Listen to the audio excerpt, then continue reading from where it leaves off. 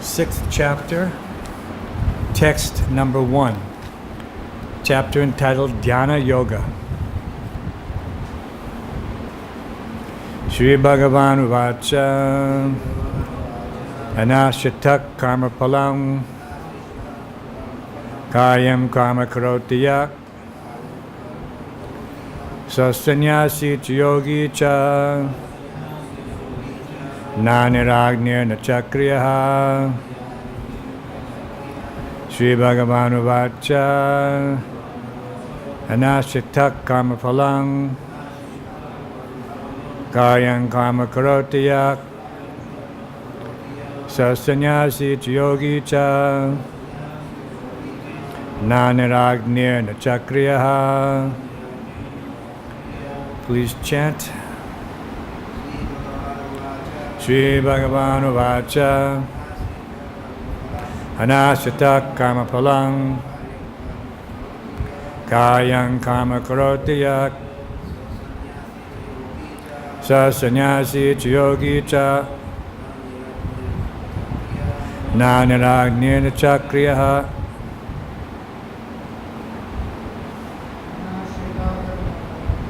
Anashita Karma Palam Karyam Karma Karoti Yak Sasanyasi Yogi Cha Naniragnir Nachakriyaha. Shri Bhagavan Vacha Anashita Karma Palam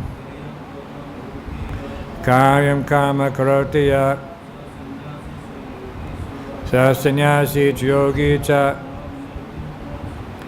Naniragnir Nachakriyaha.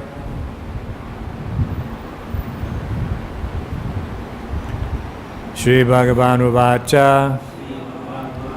The Lord said, Anasita, without taking shelter, Karma Palam, of the result of work, Karyam, obligatory, Karma, work, Karoti, performs, Ya, one who, Sa, he, Sannyasi, in the renounced order, Cha, also, Yogi, mystic, Cha, also, Na, not, Ni, without, Agni, fire, Na, nor, Cha, also, Akriyaha,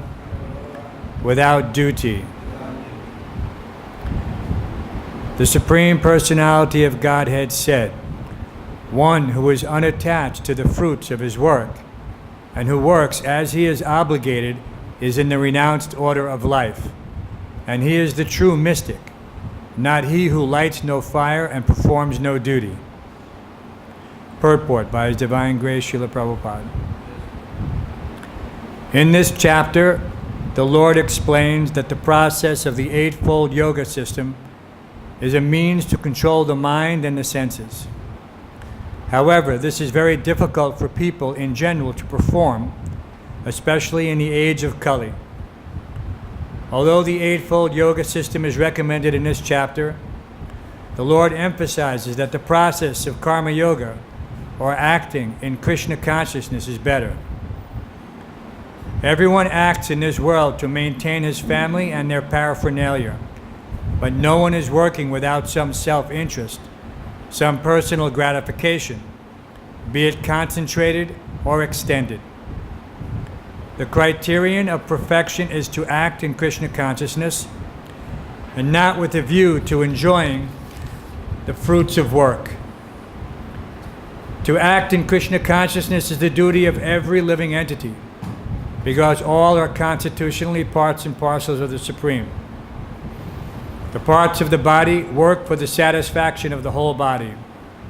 The limbs of the body do not act for self-satisfaction, but for the satisfaction of the complete whole.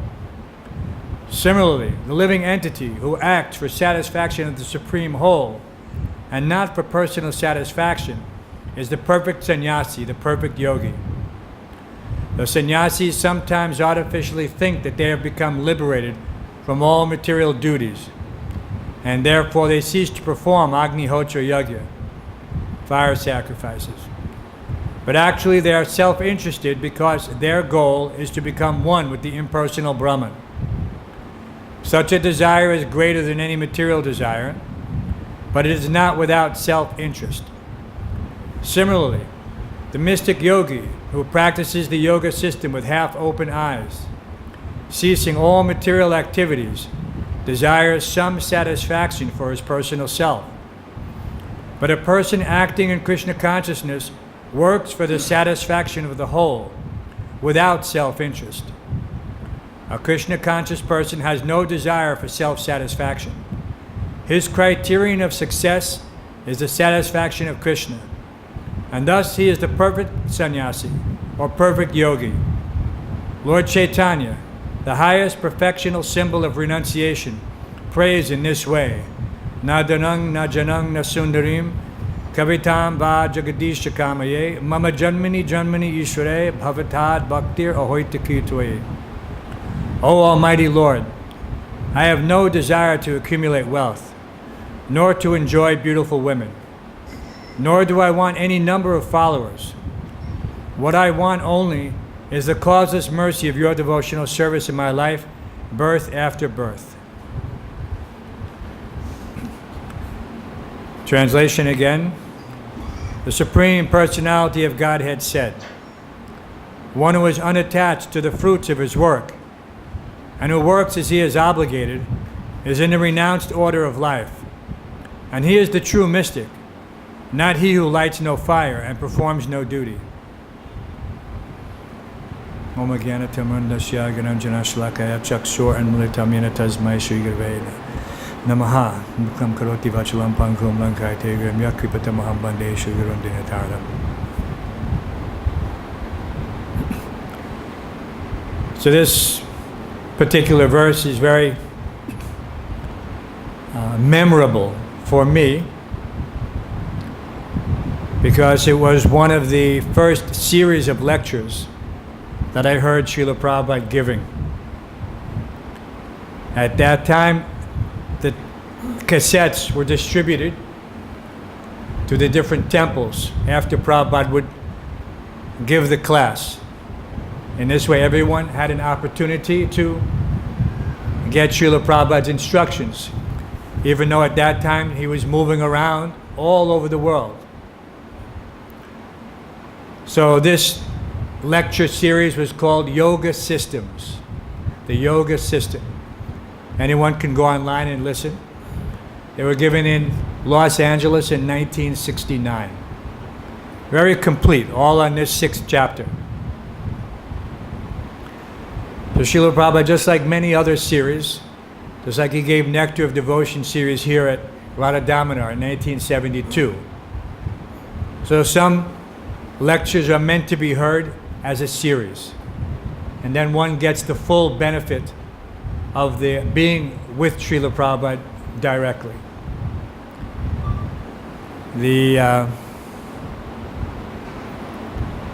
One of the things that at that time, not having met Srila Prabhupada personally, just hearing his voice, listening to these lectures regularly, I became accustomed to understanding Prabhupada's English. Not everyone could hear correctly. Sometimes words, Prabhupada's, he gave a different inflection. So sometimes he would say a word like obstacle. So obstacle is obstacle. But the way Prabhupada pronounced it gave it much more meaning. Because when you encounter an obstacle, you become stuck. So he said obstacle. So it was very sweet to hear Srila Prabhupada change these words around in his own way. And another benefit, by constantly listening to these lecture series, whenever I would read Bhagavad-Gita or any of Prabhupada's books, in my mind I would hear his voice. Normally when you're reading, the voice you hear is yours, or some neutral voice. But if you listen to Srila Prabhupada, his lectures, long enough, with concentration, when you read these books, you hear his voice. So this is an amazing thing.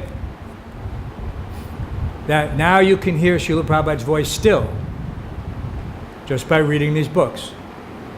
But you have to practice. Without that association, without that familiarity, you will not hear Prabhupada's voice. So I was mentioning in class this morning that without fail, if one listens to Srila Prabhupada every day, he will be safe. Sometimes Srila Prabhupada would say that Kirtan Ras is the safest platform. That when one is constantly chanting the holy name, Maya has a very difficult time penetrating that shield. The holy name is an impenetrable shield if one is chanting nicely. You see that when the devotees are chanting in the temple room, nobody is thinking of cinema or this or that. No, he's completely fixed. So Prabhupada gave instruction that 3 things brahmachari should accomplish: cooking, kirtan, and preaching. These are the 3 activities of brahmachari: cooking, kirtan, and preaching. Then he has all the ingredients for opening a temple, going out and preaching, doing any number of things, making offerings for the Supreme Personality of Godhead. So these little things, these little instructions, Prabhupada used to also tell us. Devotees would ask, Srila Prabhupada, how can I make spiritual advancement? So Prabhupada said, by following all the little rules and regulations. There used to be a joke when we were young. It was called International Society for Rules and Regulations. Because everything was there. When to get up, when to bathe, when to wash, when to every little thing. So we were, even those of us who had been in different other disciplines, found it interesting how many little rules and regulations we had to learn. But those little things are what kept us fixed. One time another devotee asked Srila Prabhupada, what is Krishna consciousness? And Prabhupada said, and looking at the devotee, he said, Krishna consciousness is a clean bead bag.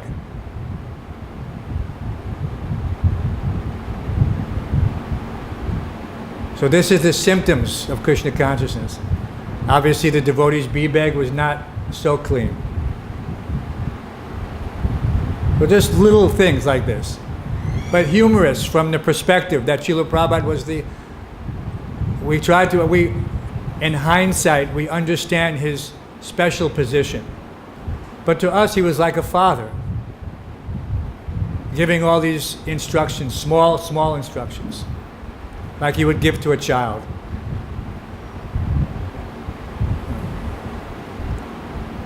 When something needed to be done, he would show the devotees, do like this. So this is Acharya, who teaches by example. Not that it's embarrassing now to think what he went through in those early days. With so many untrained disciples. But we were trying to the best of our ability. And he protected us. Krishna protected us. And here we see that when we were reading these, just to think, what is the duty of a sannyasi? What is the duty of a householder like that? We were always, at that time I was brahmachari for many years, and we didn't even think. It wasn't something that anybody in our ashram, we were thinking, oh, we want to be sannyasi, we want to be grihastha. No, we were just content to serve. We had no desire for any designation. You know, sometimes there was some, not competition, but some desire thinking that, well, I want to go on book distribution. Because mostly in those days, temple devotees, we did Harinam Sankirtan. All day, 8, 10 hours or more on the streets. And we distributed some books, but some devotees who were very expert, they had just begun book distribution, where devotees were starting to distribute, dedicated back to Godhead, some small books like that. And there was some like that, not real competition, but they had. I was the temple commander, so I had certain group of devotees who were under my jurisdiction. And those who were doing Sankirtan book distribution, they were in a separate group. So we thought, oh, they're getting some special treatment, but not special. They had to get ready, they had to go out. And that was okay, because then some devotees thought, let me distribute books. Let me go out and preach like this, full time. Many of us were a little shy how to approach people, especially in New York City. Everything moves very quickly. They have a saying, a New York minute. This is common. Very difficult to just interrupt a person. They're very fixed on what they're doing, going here, going there. And so to try to stop a person and say, my dear sir, could you please, by the time you say that, they're gone. You have to stand in front of them, or you have to catch them. Then we perfected a system whereby we would go into the subway train at that time, because everyone is sitting there. Then they're stuck for 20 minutes, half an hour, and we could go from person to person. Of course, the police were just behind us, chasing us out. Because you're not allowed to solicit. But we did. That was interesting. So that was our activities. That was our jagya. That's why they call Sankirtan jagya. We were performing sacrifice. We didn't even know it at the time. We were just following the instructions of our temple authorities. We had complete faith. Why? Because we saw every day they're doing everything that we're doing, sometimes more. Temple president, also brahmachari, very sweet devotee. So these things, so I remember when I got this lecture, I listened to this lecture hundreds of times, because I think Srila Prabhupada didn't come back to the New York temple for 1 year after I brought that lecture. So every day listening, every day. We didn't have, now everybody has phone and some special arrangement. He can dial into the internet. We had small cassette player at that time, and we could listen to these lectures. But it was very nice. And all day long, whatever you were doing, you always had Srila Prabhupada either lecture or kirtan or bhajan. Constant association. Otherwise, I see no other reason for those of us in the neophyte stage at that time, outside of listening to Prabhupada continuously, that saved us. But I don't, and I see some devotees walking around, headphones. So I'm thinking, hopefully they're listening to Prabhupada.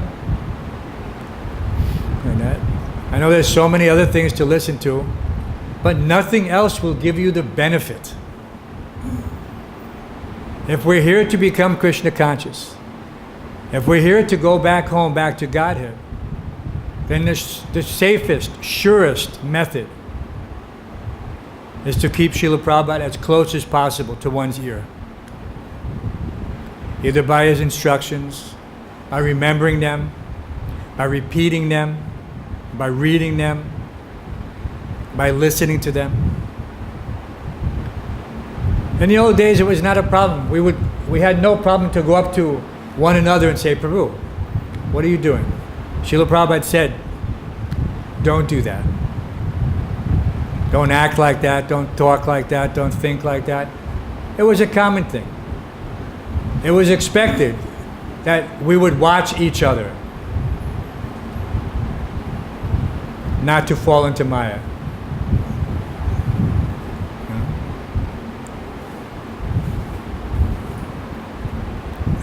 So that made a very firm relationship. Those friendships we made in those days, they remain very strong. When you go out on Sankirtan, or when you clean the temple together, when you work or do whatever to serve the spiritual master, like Krishna and Sandipani Muni. And Sudama Brahman. They became fast friends. They went out to collect firewood. The storm came, they had to take shelter. All night they're together, like this. In this way, in the Gurukul, they form a very strong bond. It's never broken. Even after so many years, he went to see Krishna. Krishna immediately welcomed him, put him on his own bed, had his queen fan him. He personally bathed his feet and then distributed the Charanamrita to his queens.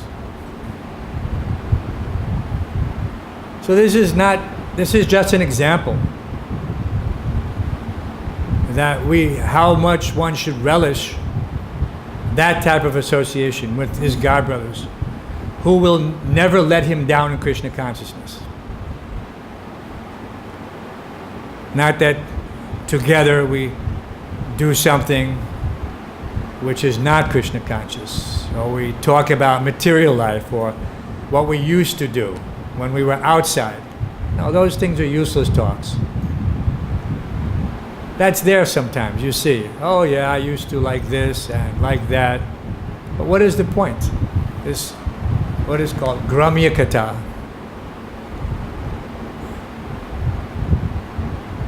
So we have to keep ourselves in association with like-minded devotees who are hearing and chanting about Krishna, who are telling us and reminding us what is the goal of life, how we should serve the spiritual master, what we can do to please him. So this is student life, you can say.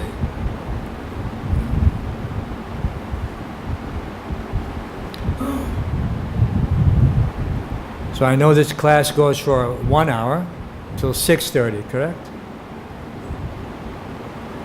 So if there's any questions up to this point, we can take. Yes, Prabhu. Yes, I also try to listen to Prabhupada lectures every time. My time is when I'm sleeping and listening to lectures of Prabhupada every time. Very nice. Prabhupada always, I see, he used to say that I have not adopted anything, I have given as it is. So when Prabhupada has given us as it is, and he said we shouldn't add anything or we Subtract. should put our own things. But recently I have seen that many times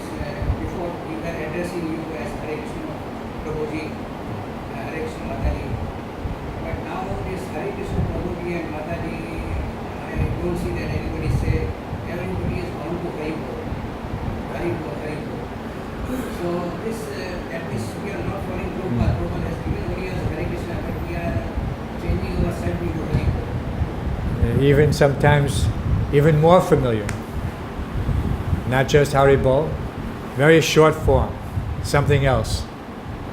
Yes, we should all try to remember that what is our culture. If we lose this culture, then everything is lost, gradually, more and more. Recently, one devotee exclaimed to me that we are sons of the soil. I said, what is that? Which soil is that? Spiritual soil? Material soil? When one identifies himself with the body, with the land of his birth, it says that he is no better than an ass or a cow. Saeva Gokara. So if I'm thinking I'm American, someone else is thinking he's French or Canadian or whatever, then what has happened? Superficially, there may be some occasion to conduct affairs with a particular perspective. If you're in a professional capacity, you may have to just, some small talk. I was watching the video yesterday. Srila Prabhupada was greeting the ambassador in France. And Prabhupada gave Anjali, but then he shook the man's hand because that is the custom. He didn't want to appear impolite. Prabhupada was a perfect gentleman. Perfect gentleman. And anyone who saw Srila Prabhupada immediately felt great respect. They could see this is a very saintly person. Because he had that demeanor, like it says in Bhagavad-Gita. How does one sit? How does he speak? Like that. That is you could immediately, when we came in contact with Srila Prabhupada, many of us had seen many yogis, bogis, all these people are coming and going, selling some cheap mantra, some adulterated philosophy. But when we met Srila Prabhupada, for the most part, we knew immediately that this is a real saint. So, and that's, we are very dull. In America, people are so much covered over by the modes of material nature at that time. So how he was able to present by his purity and attract so many of these fallen souls. This is a great miracle. Sometimes people would challenge Srila Prabhupada, can you do a miracle? And he would wave his arm and say, this is my miracle, because there'd be 1,000 Western in the Bombay Pandal in 1971. 1,000, this is my miracle. Or in Delhi, LIC grounds. Everyone, they still have, I don't know, LIC grounds here? There? Outside what is that road? I used to drive all the time. Anyway, they have one big LIC, big open grounds. They used to call LIC ground. And you could have pandal. There was some tourist campers there. So Prabhupada had a big pandal there. And many people coming and listening. Very respectfully to what Srila Prabhupada was saying. At that time he was lecturing in Hindi. So this, as Prabhu said, we have to maintain this culture, not to try to lose that, how can you say, special flavor. If you're cooking and you change the recipe just a little bit, you have a different taste. It is not the same. This masala, that masala, and pretty soon it's just something, who knows, unrecognizable. We don't want that. We want to keep it pure. as pure as possible. And that means we have to keep ourselves strict and don't compromise. You know, those three, we are all in the beginning stages. And some of our advanced God brothers, they're elevated souls. So for us, we make friends with our peers. Then we give some instruction to those who are coming new. And we offer our obeisances to our elders. So this will keep us safe. These three things. You know, that. But one also has to take great care to protect. Just like the Bhakti Lata Bij. Prabhupada said, one has to take care, just like a small young creeper can be easily damaged by any animal, by carelessness. So until it becomes strong, one has to carefully preserve it.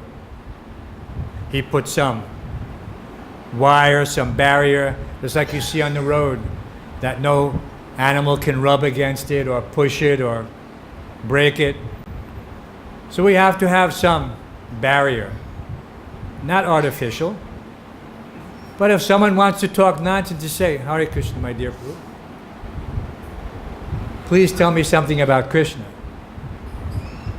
I don't need to hear about next election, this election. These sounds are always there. And they will never stop as long as the material world. So we have to be determined how to keep ourselves and help others at the same time by gently reminding them. We have not come to the ashram for these types of discussions. And we've come to hear and chant about Krishna. Tushyanti cha ramanti cha. Thank you for that question. Yes, Ru. I was in Srinagar for some time. Uh-huh. I used to walk every morning. And many people used to come as a vehicle or enviously like this. And sometimes they used to come and go. So I said, okay, you are Muslim fellow. If you have faith in Allah, you chant Allah's name. He said, what are you chanting? I'm chanting Hare Krishna, Hare Krishna. You can chant. So you chant Allah's name. If you chant Allah's name, Allah will take care of it. Okay, you give me blessing in this one. Okay, God will give you blessing. Allah will give you blessing. You chant Allah's name. So they were then friendly. Whenever I used to meet them, they used to say, they never used to say Hare Krishna, but they used to Yeah, yes. and Then they make advancement. what is the meaning? So in the beginning, if I tell them to chant Hare Krishna, maybe they are not listening. Yes. Looking like any penalty. But if you tell them to chant Allah's name, Allah's name, so they were liking that this person is not changing our culture, changing our culture, and think about God. Yeah, by your association, somehow or other, if they get curious, everyone is curious. One God brother was just telling me how he was distributing books on the subway. This Higher Taste cookbook. It's a simple book. Many people take it because it doesn't appear to be directly philosophy. But in the Higher Taste, there is some philosophy. There's introduction. There's some purports like this. There's some reference to Bhagavad-Gita, Patram Pushpam Bulam Toyam, what one does, what one offers, Yat Karoshi, Yadas Nasi. So things like that. So he met one Muslim person. And he just approached him because he's approaching everybody. And he handed him a book. He said, do you have a higher taste? So like this, it automatically, the person thinks, do I have a higher taste? So he says, do you have a higher taste? And he looked at him and says, so the old trick in Sankirtan is you give them the book, let them hold it. So he's holding the book, he's looking, it says, we're distributing these to all the intelligent people. You have to flatter. You look very intelligent. And I bet you're interested in philosophy also. And are you a vegetarian? You know, you ask like that. And they may say yes or no. Some actually are, for one reason or another. And says, take it and give a donation. And he might, God brother, he's dressed in dhoti in the subway. So he knows that this is a Hare Krishna. And he's taking a book. But after he thought for a few minutes, he gave donation. $5. Small book, but $5. It's a good donation for that book. And so in this way, you have to interact in such a way that Krishna reciprocates. Because Krishna is in everyone's heart.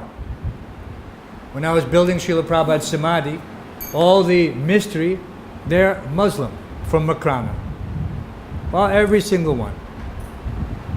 And they're living here, and every day they're coming in front of the temple, and they're paying obeisances. They don't bow down, but they know that this is a holy place.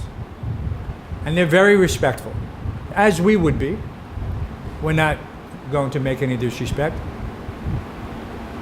And of course, we're building for so many years, so some of them are here. I know them, they're growing up. They would all say Hare Krishna.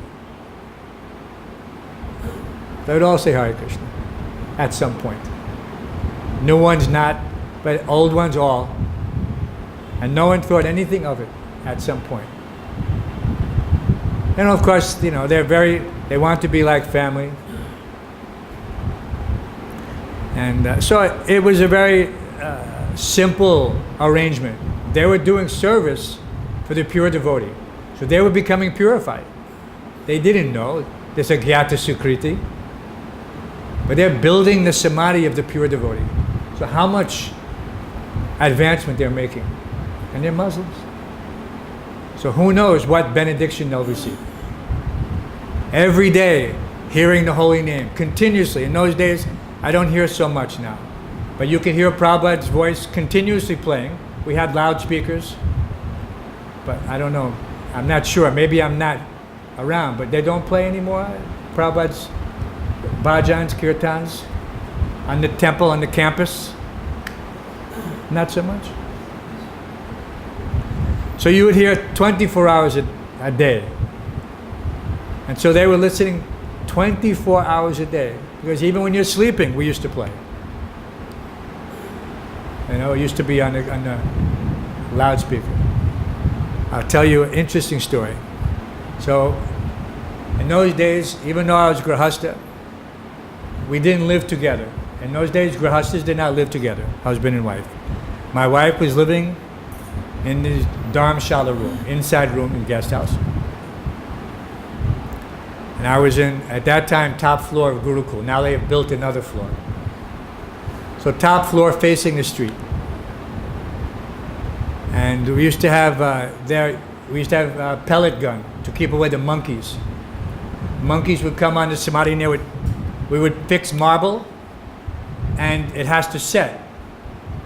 Overnight the cement has to cure, at least overnight, for days and days. But as we would set the marble, monkeys would jump down and they would shake the marble loose. What is this? So I got one pellet gun and we would shoot the monkey, you know, not hard, just hit him, it stings, he runs away, and he learns. They're very smart. 2-3 times hit, they never come back. I don't know why they don't do now. First thing, when Prabhupada moved into his house, he gave the temple commander, one devotee named Mavi, he gave the temple commander a pellet gun. He says, your job is to keep the monkeys away from my house. That was his job. So I was keeping the monkeys away from the samadhi. And one night, I can't, what year, I don't remember. Devotees would go to sleep, whatever, 8, 9 o'clock at night, because we're going to get up early. And in the summertime, you don't even fall asleep till midnight. In those days, there was nothing, just fan, hot air. You could hardly sleep. We used to go to the roof of the Gurukul, and I don't know what they have now. We used to have metal tanks. So we used to get one bulti, go to the tank, take the water, and throw it onto the slab. 2-3 bulti, and make the slab cool. And then put the chatai, and then with that same balti, you put another dhoti into the balti and you wring it out, and then you throw the dhoti over you, wet. And then you could sleep for 20 minutes until the dhoti was dry. You wake up again, dip it into the bucket, and then again throw it on you. And this way you would, all night, until about midnight, 1 o'clock, it'd start to get cool. And then 3 o'clock, you have to get up. So this was the early days of sleeping here. But one night, it became, all of a sudden we heard this terrible noise. We didn't know what it was. Some screaming, some screeching. They had just gotten this technology, VCR. I remember that time, very controversial. They wanted to get VCR to watch Mahabharata, this commercial Mahabharata. Many devotees were saying this is some TV show and they're adjusting this. It is not, pure Shastric. They're making some adulteration. I was not keen, but I was not in charge at that time. I was in charge of Samadhi construction. And I voted no, don't do this. But I was overruled. So somebody at that time, how this technology can be abused, these rickshaw wallahs, they got some smart idea. They have this flatbed rickshaw and they have like a canopy on top. So they had this TV set. They were running by 12 volt. And not even 12 volt, sometimes they're just, because every shop in front has some pin, they plug in. And they would play blue movies.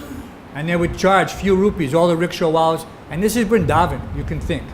They're watching blue movies in the front of the temple late at night. So I'm thinking, what is this? How they can do this? So I got my pellet gun and I just, without revealing myself, I couldn't see clearly, so I took one shot because I wanted to break that TV set. So the first shot missed. I heard it hit something, but it didn't hit the glass. And they didn't know what it was. Everybody just jumped. So I loaded another pellet because TV glass is very sensitive in the corners. In the middle it is thick. These old, this old TV set. If you get it in the corner, it pops. So the second shot, I hit it and I immediately heard poof. And everybody they didn't know what happened. They thought it was karma or Krishna. But that was the last time they ever did that. Never again in front of the temple. They knew that this is bad karma to do some nonsense, sinful activity like that. So in the old days, we used to have a little fun like this sometimes. But now it's just like, everybody's watching on their phones.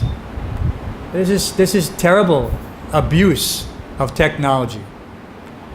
No brahmachari should have phone unless he has service that requires him to have that urgent necessity to be in contact with the temple commander, the temple president. Otherwise, I'm coming 6 months in a year to India. And sometimes my SIM is lost because after 3 months they cancel. Every time you get a new SIM, they're sending advertisement. Please download your Bollywood movie star, swimsuit model, this, that, the other. What is this?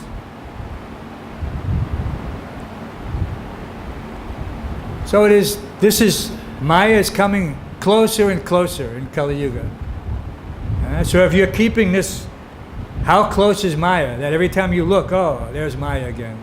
She's calling me. Right on my phone, she's calling me. Pick up. I want to talk to you. So people are doing like this. This is not a joke. We have to be very careful. Any other questions? Yes, Prabhu. Excuse me? Krishna West. It's, there's some, to me it is a social experiment that has no place in Krishna consciousness. But for some it is Anasaktasya Visyan Yataham Upayunjata Nirbandha Krishna Sambandhe Yukta Vairagi Uchate. They think that they can make certain changes safely, but we don't have that example from Srila Prabhupada. He gave us concession to wear Western clothes when we're doing book distribution. He didn't tell us that we should wear Western clothes as a rule, but only as an exception. I mean, if you're a businessman, like in the old days, Satsut Maharaj, Brahmananda, they all used to go to work. Hayagriva, they had some government job, social services. But they would wear tilak and everything like that. So, but I see now that there's this push to wear Western clothes while they're in the West. This is a foreign dress. But this is what keeps us Krishna conscious. This is what reminds us who we are every day. It is not just for some external appreciation, but it is part of our uniform, spiritual uniform, real uniform. So that, we have some people, and that's, I can't make a judgment. Who am I to judge? But from my experience, when such things came about, they didn't last very long, because it's like a branch on a tree that has some defect. Gradually it withers because it is not getting the proper connection. Even though the tree is being watered, that branch is not getting the benefit. Hare Krishna. So we want to remain connected, just like Srila Prabhupada mentioned here. Actually, in that lecture, he gave the example of how the finger cut off, removed from the hand, lying separate, it has no use. But if it is again somehow or other attached, then the hand has its proper place. So we always have to have our proper place, knowing who we are in relationship to Srila Prabhupada, what is our duty, and whether or not we're on the path.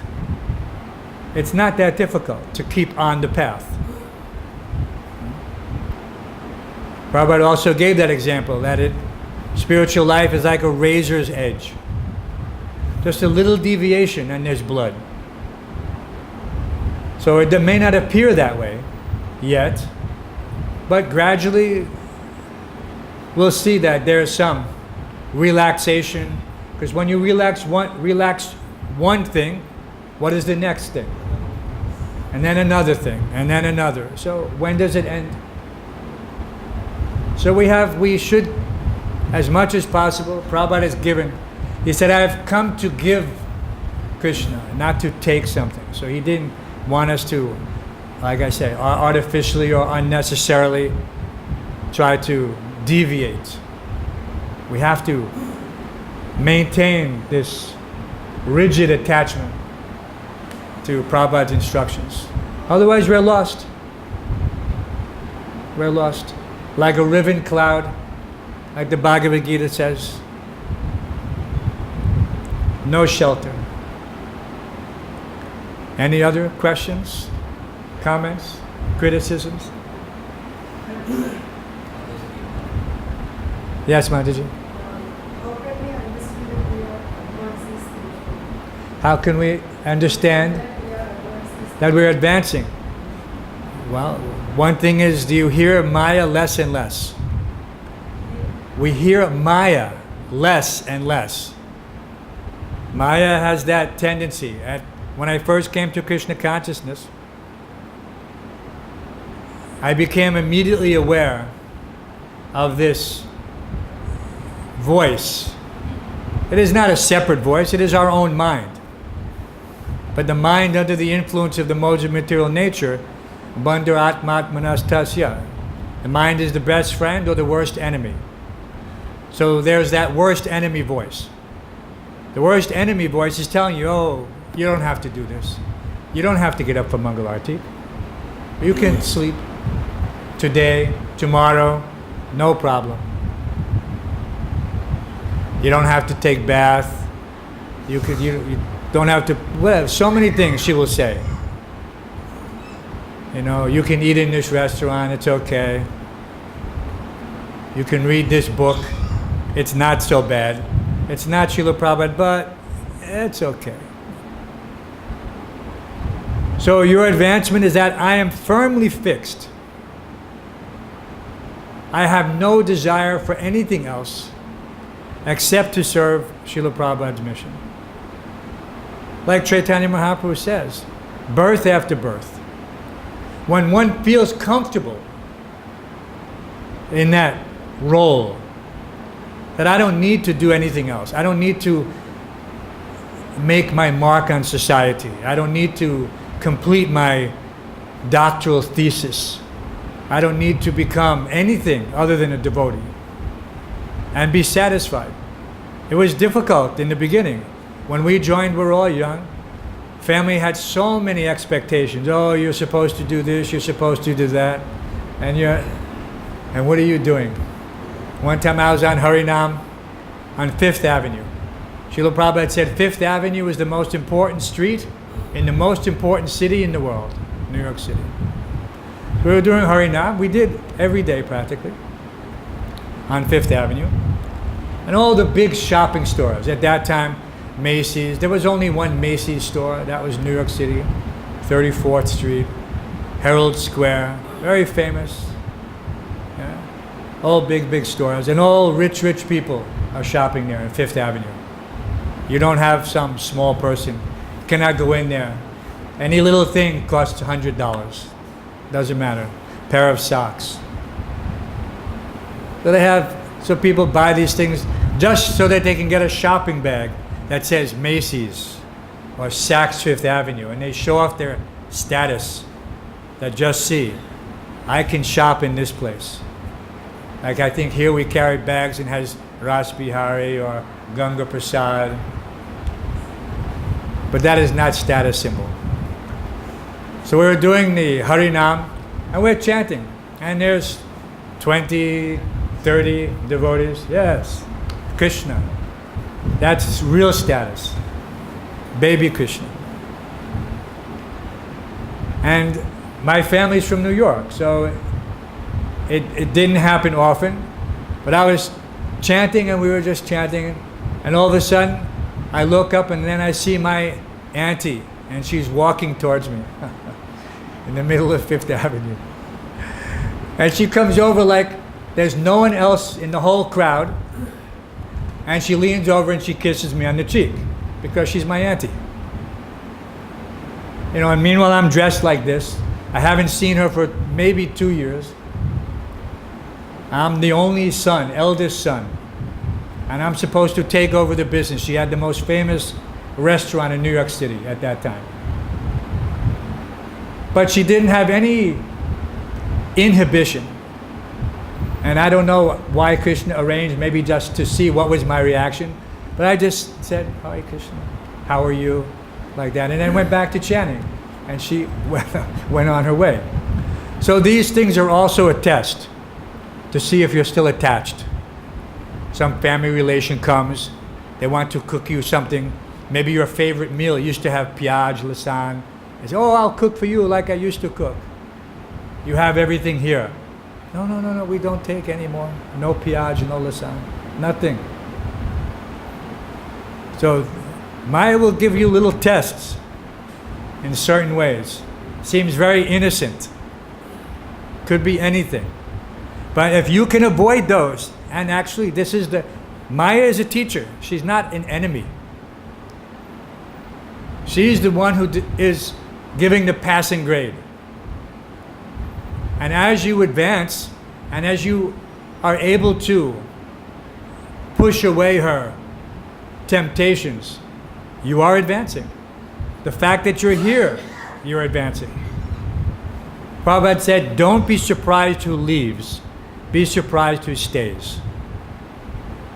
Okay, this is a very important thing. Don't be surprised who leaves. Be surprised who stays. Sarvasya chaham riddhi sanivishto matak smitiya jnanam apohanam cha Vedesha sarva aham eva vedya vedanta krit vedavid eva chaham. Krishna is seated in everyone's heart. And from him comes knowledge, remembrance, and forgetfulness. So if Krishna is giving you, he's allowing you to remember, then you know you're making advancement. Krishna is in your heart. He recognizes. And he reciprocates.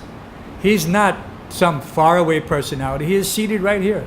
He sees everything. This is the meaning of the word omniscient. Otherwise, in this whole world, there is nothing that is omniscient. So why there is such a word?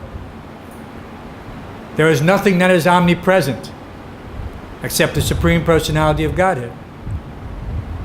So this word omnipresent, these words omniscient, omnipotent, these only apply to the Supreme Personality of Godhead. No one and nothing else.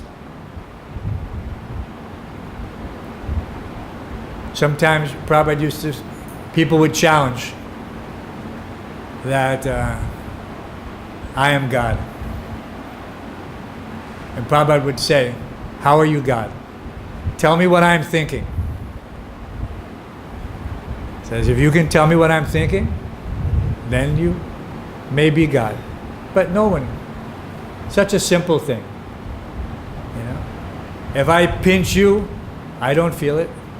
The Supreme Personality of Godhead is omnipresent. He knows every little thing. He knows what is in everyone's heart. What to speak of your heart. Everyone's heart. So this knowledge is the key. Knowledge is absolutely the key. If you're hearing regularly, and this is what it means, Srinvata Swakata Krishna Punya Shravana Kirtana Ridyantak Stoya Bhadrana Vidunoti Shiratsta. Regularly hearing and chanting. Not just Bhagavata, Bhagavad-Gita, Nectar, whatever. Nectar devotion. How important to read Nectar devotion. We used to read Nectar devotion every day with Bhagavad-Gita. I don't know what is the standard now. But prior to Bhagavad-Gita class was Nectar of Devotion class. So, are they having any special, separate Nectar of Devotion class? Then they should, this was Prabhupada's standard. Why it should change? They should be reading Nectar of Devotion for 5 minutes less. Some temples still doing? So there. Congratulations to those temples. They're keeping strict. What is that standard? So we should also. The idea is eventually, and it's difficult to conceive, we are not thinking that we are anything other than servant. But Prabhupada took big risk to come to America by himself. We should think, what can I do to please Srila Prabhupada? Like that. Is there something that I can do extraordinary? Not for myself, not for some personal benefit or some profit, distinction, or adoration, but just to please him. Can I open a temple? Can I do some special preaching? Can I distribute so many of his books? Prabhupada said, if you want to please me, then distribute my books. So we know how to please Prabhupada. He has told us, just as his spiritual master told him, to print books. Print books and distribute books. Because this is Vedic knowledge. This is pure Vedic knowledge. And anyone who reads Bhagavad-Gita, his material life is finished and his spiritual life has begun again. So this is our contribution, that we can deliver this knowledge. Even, Prabhupada said, even a child can do it. We don't have to. We're just simply, my dear sir, you please take this Bhagavad-Gita and you read it carefully and please try to implement some of this information into your life. Hare Krishna. Thank you for coming to Bhagavad-Gita class. Hare Krishna. Any other questions or comments? Mataji, any other question? Was that? Are you questioning your spiritual advancement?